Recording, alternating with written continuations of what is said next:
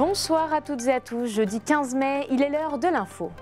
À Reims, l'entrepreneuriat était à l'honneur. Pendant 2 jours, la CCI Marne-Ardenne a accueilli la toute première édition du Festival des entrepreneurs, ouvert à tous les Marnais, un rendez-vous imaginé comme un laboratoire d'idées. Comme chaque année, un tirage au sort particulier a lieu, celui des jurés d'assises. Ce mercredi, à la mairie de Saint-Dizier, plus d'une trentaine de personnes ont été tirées au sort. On revient sur les coulisses. Depuis 15 ans, la ville de Vitry-le-François fabrique et récolte son propre miel. À différents endroits de la Cité Rose, à l'abri des regards, des ruches sont installées. En tout, 19 ruches sont actives.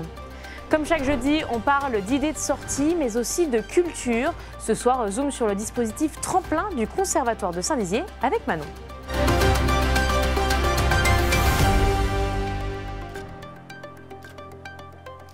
Pendant 2 jours, la Chambre de commerce et d'industrie Marne-Ardenne a rassemblé des milliers de participants pour la première édition du Festival des entrepreneurs. C'est un concentré d'idées, de rencontres et d'inspiration où les dirigeants, les étudiants et les porteurs de projets ont partagé leur énergie et leur vision. Plus de 1000 participants sont venus ce mercredi chercher des conseils, de l'inspiration et des connexions. La rédaction était sur place.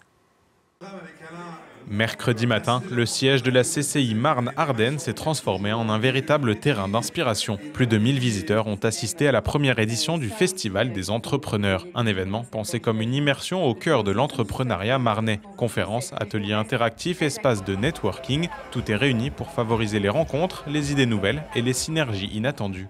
C'est le lieu des entrepreneurs. On est ici sur le site de la Chambre de commerce de la Marne et des Ardennes. Il y a 36 000 entreprises sur le territoire.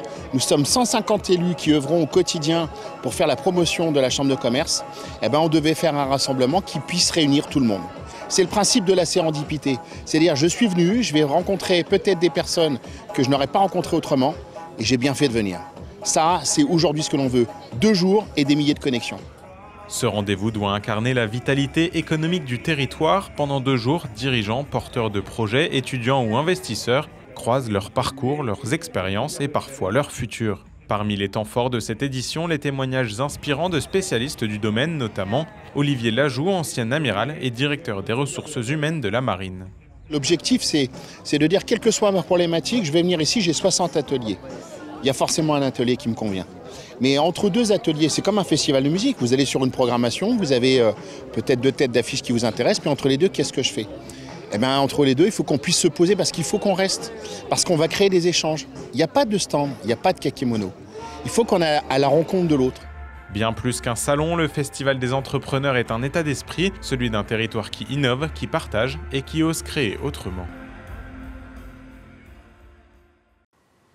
Chaque année, la justice recrute ses juges d'un jour. Ce mercredi, à Saint-Dizier, 36 citoyens ont été tirés au sort pour potentiellement devenir jurés d'assises, un rôle clé dans les procès criminels où ces femmes et ces hommes siégeront aux côtés des magistrats professionnels. C'est un devoir citoyen, souvent méconnu, qui peut devenir une véritable épreuve psychologique. Janice Gallard et Lisa Wagner ont assisté à ce moment solennel en mairie de Saint-Dizier. Ce sont que de simples noms sur des listes. Et pourtant, en 2026, certains d'entre eux peuvent être choisis comme jurés d'assises. Ces derniers exercent les fonctions de juge lors de procès en cour d'assises aux côtés des magistrats professionnels. Les commissaires de 30 communes de l'agglomération de Saint-Dizier se sont réunis pour tirer au sort 36 personnes au total. Alors, 8e page. Donc on part d'une liste électorale.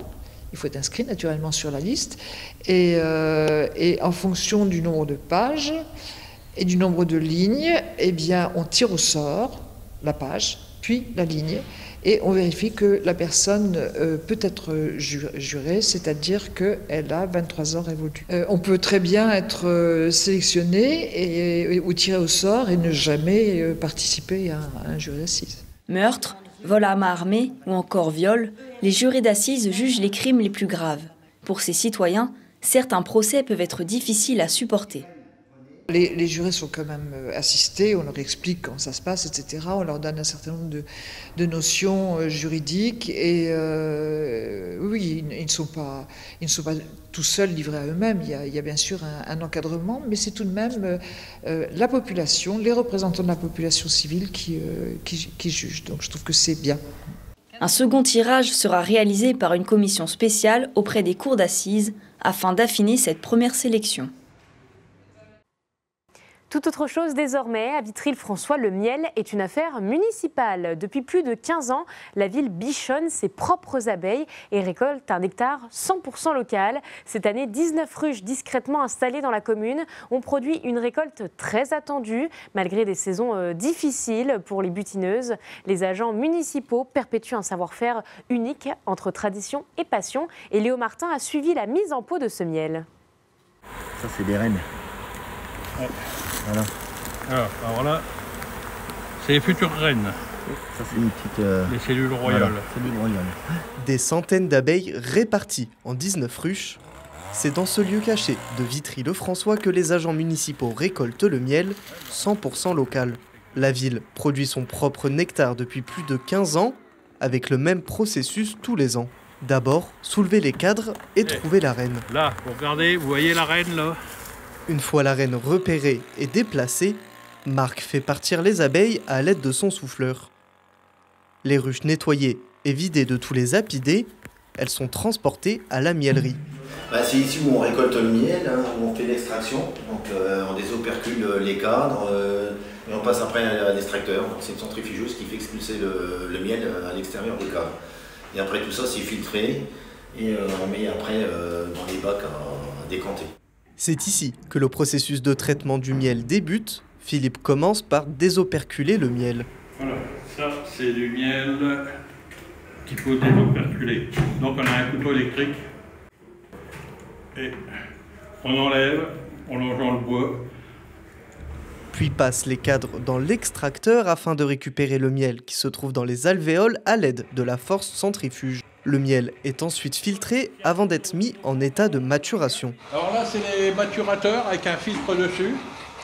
On filtre déjà le miel de façon à enlever toutes les grosses cires, tout ce qui s'ensuit, ou des abeilles mortes, ce qui pourrait arriver. Et dans le maturateur, les micro-cires vont remonter en haut, ce qui nous permettra dans 2-3 jours de pouvoir couler dans les pots de miel. Une fois le miel prêt, il est mis en pot pour être commercialisé. Depuis plusieurs années, les apiculteurs sont confrontés à des conditions météorologiques compliquées, rendant les récoltes difficiles. En 2025, Vitry-le-François n'a pu installer que 19 ruches au lieu de 25. Malgré tout, la récolte se présente mieux pour cette année. Il y a 3 ans, c'était des super récoltes. L'année dernière, on n'a quasi pas fait de récolte vu les conditions météo. Alors en espérant que cette année, ça renouvelle avec les bonnes récoltes. Bon, pour l'instant, oui, ça a l'air d'être pas mal vu qu'on a coupé les ruches en deux pour refaire des essaims vu la mortalité qu'on a eue cet hiver. Il y a beaucoup de critères qui font que les ruches disparaissent, c'est vivant, donc ça meurt, ça vit. Et c'est vrai qu'en fonction de la météo, en fonction de différents critères, des maladies, des insectes, bref, il faut faire tout un tas de choses pour qu'elles puissent se maintenir en vie et avoir de bonnes colonies pour avoir de bonnes récoltes. Généralement, 2 récoltes sont réalisées dans l'année afin de produire 2 qualités de miel différentes. Et tout de suite, on retrouve Manon pour les idées de sortie du week-end.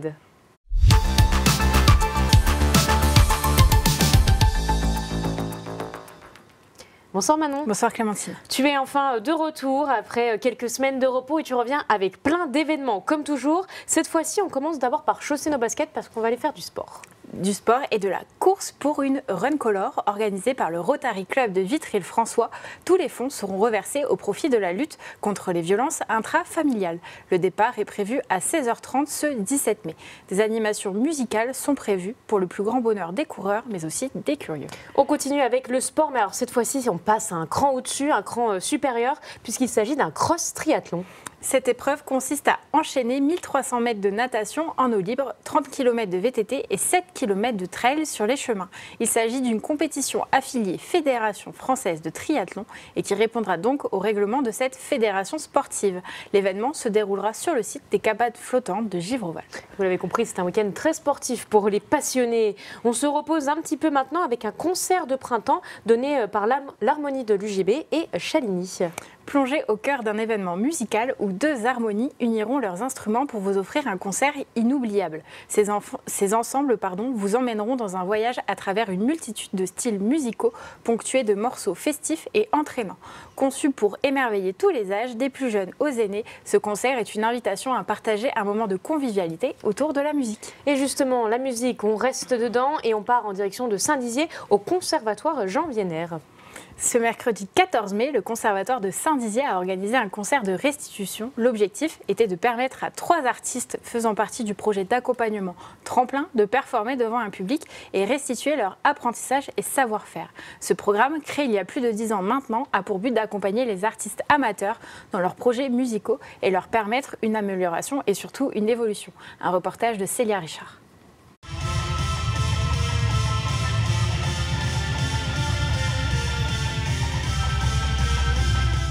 Ce soir, 3 artistes au style totalement différent vont se produire dans l'auditorium du Conservatoire de Saint-Dizier.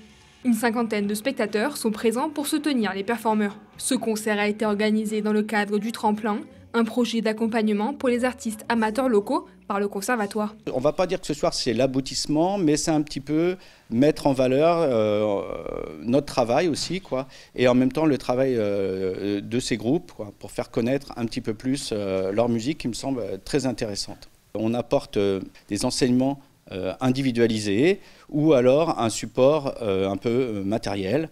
On va faire intervenir des intervenants extérieurs pour, par exemple, travailler autour de la MAO, la musique assistée par ordinateur. Le point commun avec tous ces groupes ce soir, ce ne sont que des créations originales. Voilà.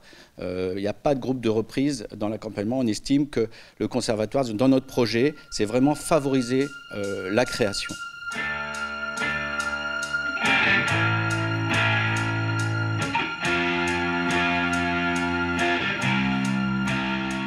Sur scène, la musique électronique succède au rock et à la chanson française. Les groupes s'enchaînent sans se ressembler et proposent au public de vraies performances.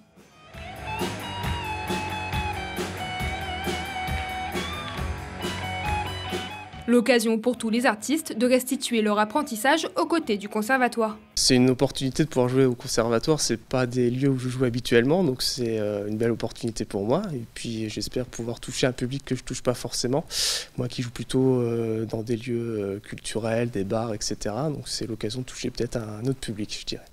On a eu une occasion de jouer à Saint-Dizier à l'occasion des Aristides sur la grande scène, donc ça c'était tout nouveau pour nous. Nous on est plus habitués à jouer dans des petites scènes, dans des bars, des choses comme ça. Donc là ça nous a donné une très bonne expérience, semi-professionnelle on va dire. Et puis les autres apports, c'est la découverte de la partie studio aussi, ça c'était important pour nous, pour l'EP. On a découvert vraiment ce qui se passe derrière en fait un enregistrement musical, toute la partie technique. Et donc ça c'était plutôt intéressant, enrichissant pour nous.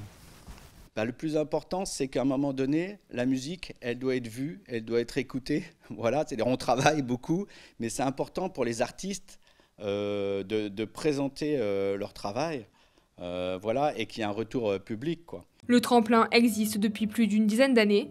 Pour intégrer le programme, les artistes doivent avoir un projet musical amateur solide et présenter un dossier au conservatoire. Pour finir, direction le lac du Der où un événement festif énorme se prépare. Il s'agit de la 3e édition et c'est quoi ? C'est Move au Der, Clémentine. Il lance la saison estivale sur le thème du mouvement et des sensations autour d'animations sur terre, sur l'eau et dans les airs. Les 17 et 18 mai, un spectacle pyrotechnique, des concerts et des initiations gratuites seront à retrouver. Et je crois que tu y seras même, Clémentine. Exactement, je fais un saut ce week-end et donc vous aurez un reportage complet à retrouver ce samedi soir dans notre journal. Merci Manon d'avoir été avec nous et bien sûr d'autres idées de sorties sont à retrouver dans l'agenda sur notre site internet et notre application. Merci Manon. Merci à toi Clémentine.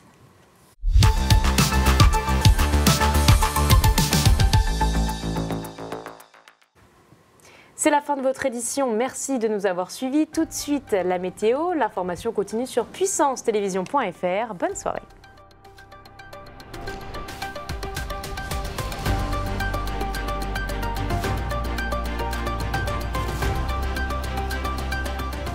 Toute l'actualité en continu à retrouver sur notre site internet et notre application mobile.